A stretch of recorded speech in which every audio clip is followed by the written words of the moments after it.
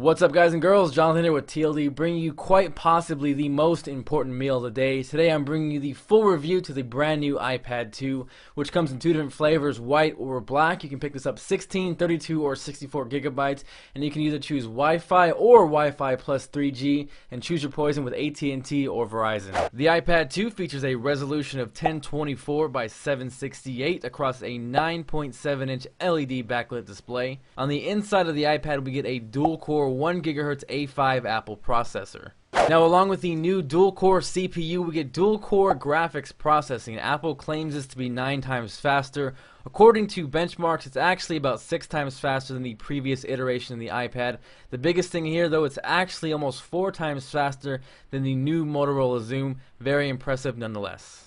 The iPad 2 is insanely thin, coming in at 0.34 inches thick, weighs under 1.5 pounds, and is actually thinner than the iPhone 4.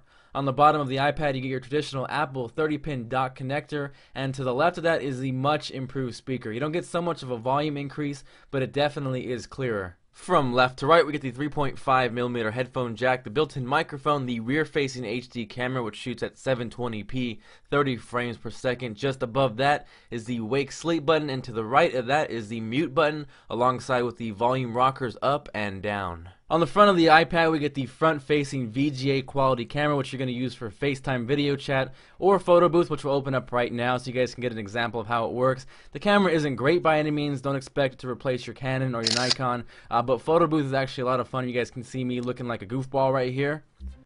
Oh yeah. You can also look like the YouTube sensation Beaner Kiki 199.52. Now that we've seen some of the pictures, let's go ahead and check out the video quality. Right now we're filming off the front-facing VGA camera in landscape mode using the built-in internal mic. Got a little bit of wind going in the background so you guys can see how that picks that up. Let's go ahead and move it to portrait. And this is kind of an idea of how to look and sound kind of in a FaceTime environment. Let's go ahead and jump over to the rear-facing HD camera. Alright, so we are on the rear-facing camera. This is in 720p. This is Melody. What's up, doggy? Get a super close-up. Say hi to the TLD viewers. You're going to be watched on YouTube. Bless you. So we are shooting 720p, 30 frames per second. Like I mentioned, if you have a good lighting situation, it's going to look pretty decent. To be honest, the camera's kind of stuck in low light, but if you have good lighting, like I said, it's going to look pretty good. Alongside the HD camera comes iMovie for the iPad. This is a $5 paid application, totally worth the money though, very nicely laid out. What you're seeing right now is footage from Matt's Macintosh. He actually used nothing but the iPad's camera and iMovie for the iPad to create one of his reviews. I will post a link to check out that video, as well as his channel. He puts out some great content. Next up is GarageBand for the iPad. This is also a $5 application, but it's a lot of fun.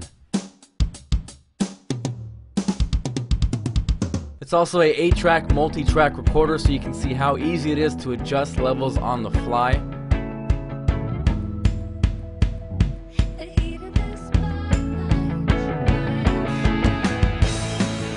Here's an example of smart drums for GarageBand on the iPad. You can manipulate the drums, get random patterns. Pretty cool for songwriting. You can move the kicks, the snares, change it from simple, complex, loud, and quiet.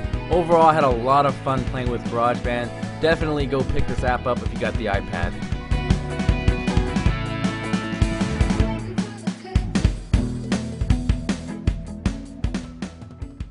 The iPad 2 ships with iOS 4.3. Here's a quick snippet of multitasking, how easy it is to adjust brightness on the fly. Alongside the improved graphics on the iPad 2, you get a 3-axis gyroscope with an accelerometer, so gaming is absolutely awesome on the iPad 2, and there's tons and tons of apps in the App Store. One of the best parts about owning an iPad. Here's a quick example of smart covers for the iPad. I think they're awesome. They snap on via magnets. You can wake and turn off your iPad just by closing the cover. Overall, I'd say the iPad 2 is definitely a worthy upgrade if you own the iPad 1. I wouldn't necessarily go run out and sell your iPad to go get this one unless you really look forward to the front-facing or the rear-facing cameras for FaceTime, or you do a lot of gaming because the graphics has definitely improved. The iPad is super light. It feels really good in your hands. You can pick this up in white or black. I would personally recommend it.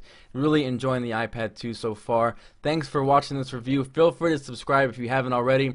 Make sure to check out a few different videos covering the iPad, the unboxing if you missed that, and I'll catch you guys later.